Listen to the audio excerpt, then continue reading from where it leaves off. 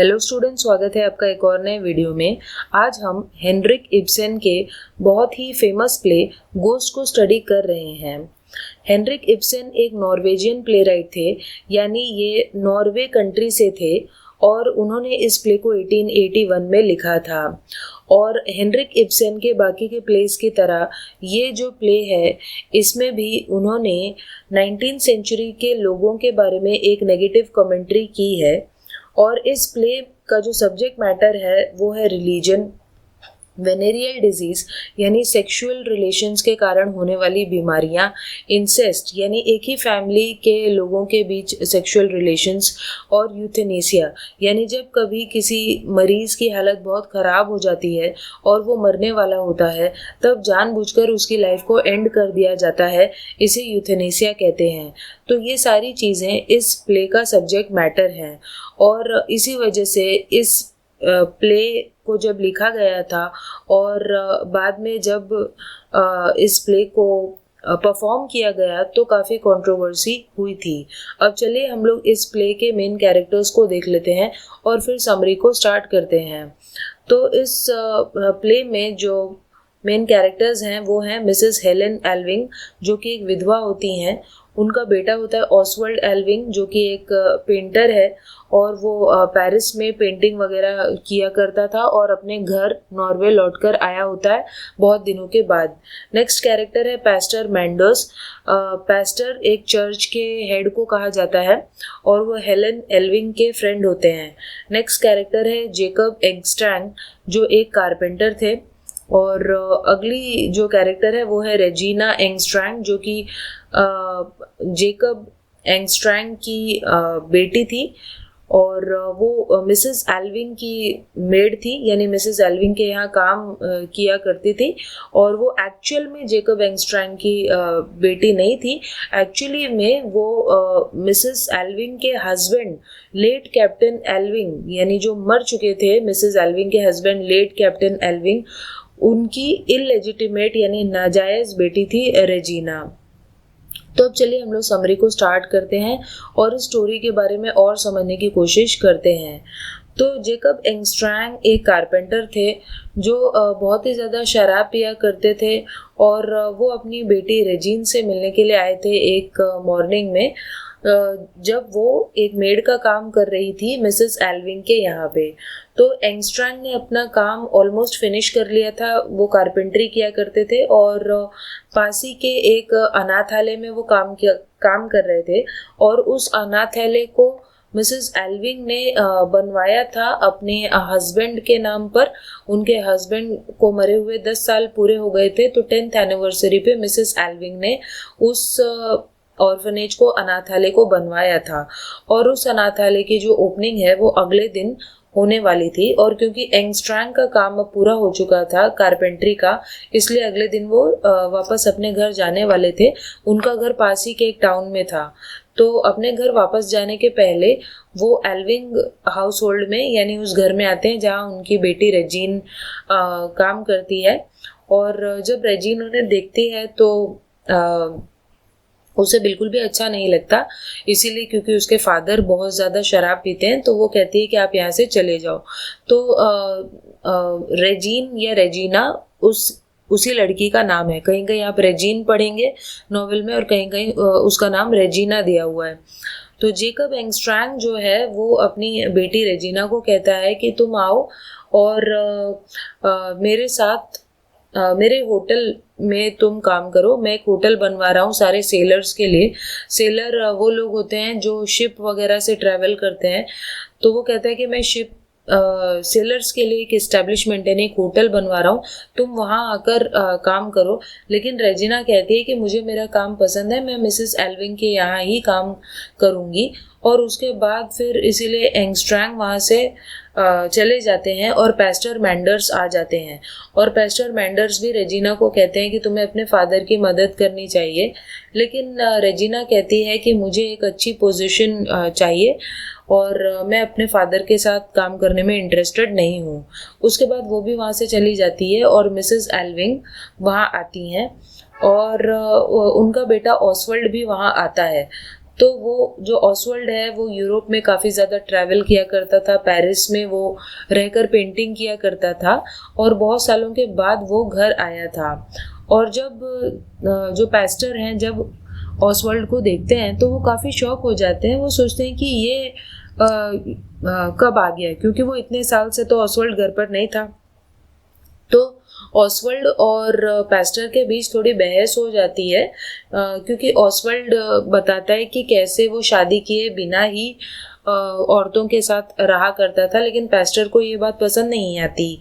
उसके बाद फिर जो ऑसवर्ल्ड है वो वहाँ से चला जाता है और पेस्टर मिसेस एल्विंग को भला बुरा कहते हैं और कहते हैं कि तुम्हें अपने बेटे को इस तरीके से नहीं रखना चाहिए था, उसे तो बहुत गंदी आदतें लग गई हैं। और उसके बाद वो मिसेस एल्विंग को ये भी कहते हैं कि तुमने भी अपने हस्बैंड को एक बार छोड़ दिया था और उसे ब्लेम करते हैं।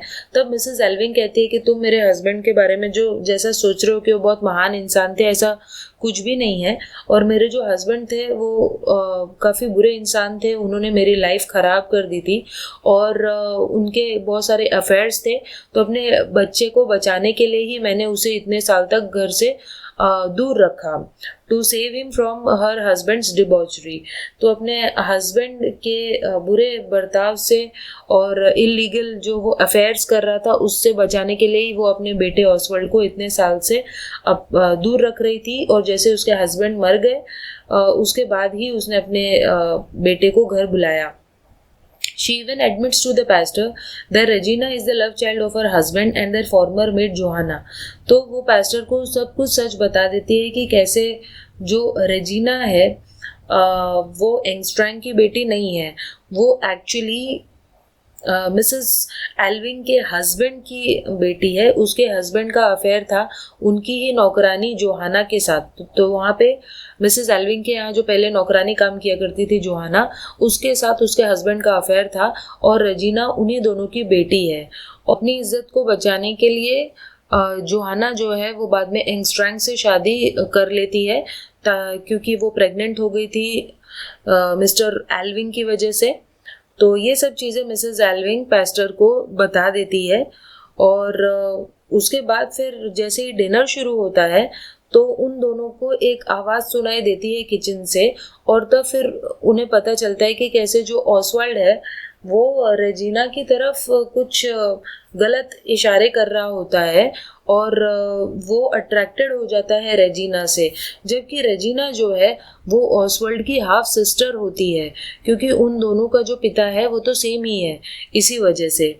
तो after dinner the pastor and Mrs Alving discuss this strange development. Dinner के बाद पेस्टर और मिसेस एल्विंग इस चीज़ को डिस्कस करने लग जाते हैं कि ये सब क्या हो रहा है। और फिर एंगस्ट्रैंग तभी वहाँ पर आता है और कहता है कि अब तो जो अनाथालय हमने बनाया है वो पूरा बन गया है, इसीलिए वो पास्टर को कहता है कि आप ज़रा वहाँ पर प्रेयर वगैरह कर दो।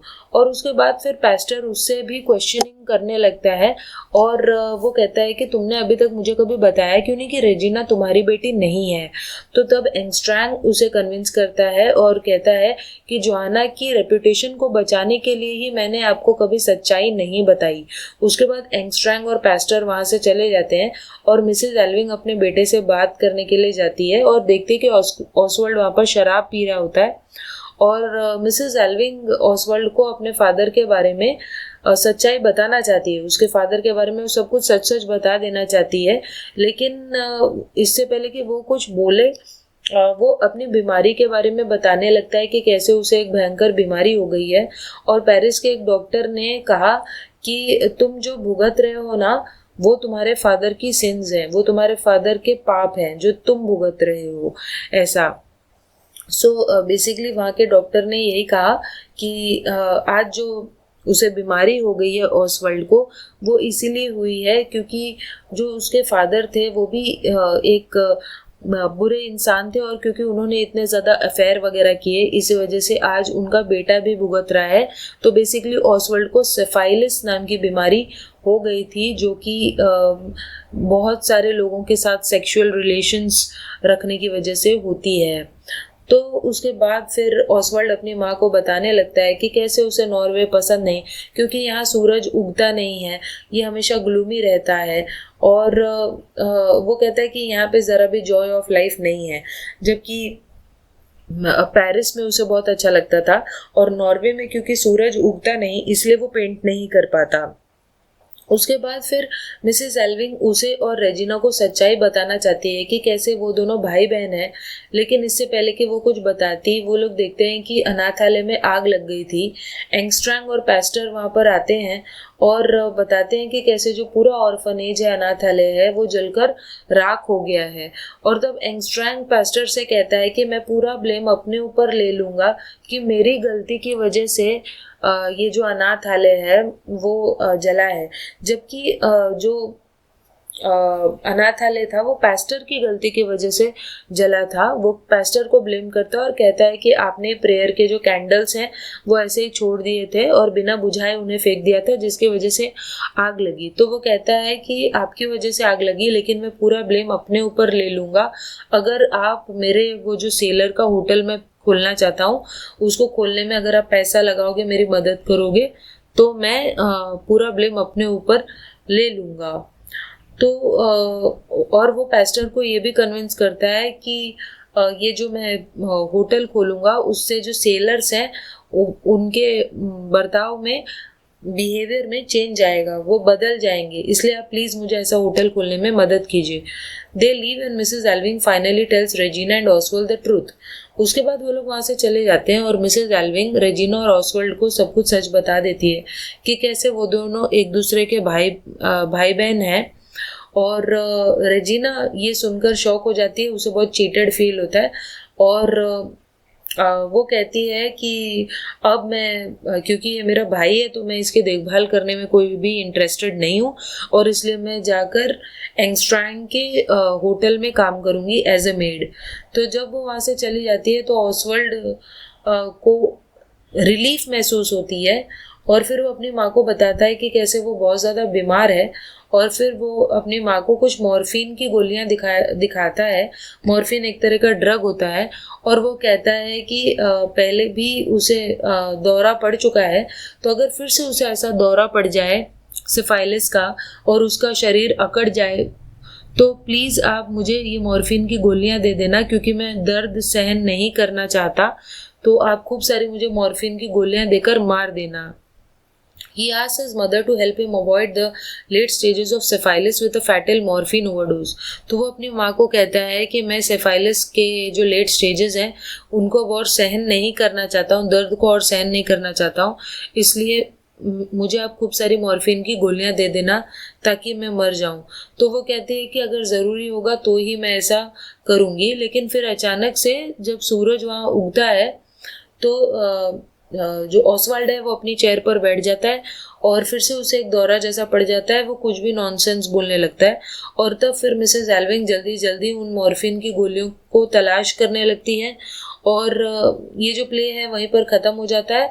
और मिसेस एल्विंग जो है वो एक कंफ्यूजिंग स्थिति में आ जाती है। उसे समझ में नहीं आता कि उसे अपने बेटे को यूथनाइज करना चाहिए या नहीं करना चाहिए, यानी उसे अपने बेटे को खूब सारी मॉर्फिन की गोलियां देकर हमेशा के लिए मार देना चाहिए या नहीं मारना चाहिए, ऐसा उसे समझ में नहीं आ रहा था। वो कंफ्यूज हो जाती है और वहीं पर हमारा प्ले ख़त्म हो जाता है। अगर हम इस प्ले के टाइटल की बात करें तो टाइटल जो गोस्ट जो टाइटल है वो एकदम सही टाइटल है इस प्ले का, क्योंकि इस प्ले में जो लोग मर चुके हैं, जैसे कि मिस्टर एल्विंग जो मर चुका है, लेकिन फिर भी अभी भी उसकी जो याद है वो जिंदा लोगों को एक सदमे में डाल रही है और एक बुरा इन्फ्लुएंस क्रिएट कर रही है जिंदा लोगों के ऊपर। और उसका बेस्ट एग्जाम्पल है कैप्टन एल्विंग, जो कि अब मर चुका है, वो नहीं है, he is long dead, but his reckless and irresponsible behaviour while alive still has serious consequences. लेकिन जब वो जिंदा था उसने जो कुछ भी बुरे काम किए उसी का एक नतीजा आज जो जिंदा है वो लोग भुगत रहे हैं। तो the ghost of the past यानी भूतकाल का जो टाइम है, गोस्ट है यानी जो ऐसा टाइम है जो बीत चुका है वो आज भी कैरेक्टर्स को हॉन्ट कर रहा है, उन्हें बुरा महसूस करा रहा है, उनके ऊपर एक इन्फ्लुएंस जमा रहा है। और इसी वजह से इस प्ले का जो टाइटल है वो है गोस्ट, जो कि एकदम सही है। तो आई होप आपको ये समरी समझ में आई होगी, और फिर भी इससे रिलेटेड कोई डाउट है तो आप कमेंट करके पूछ सकते हैं।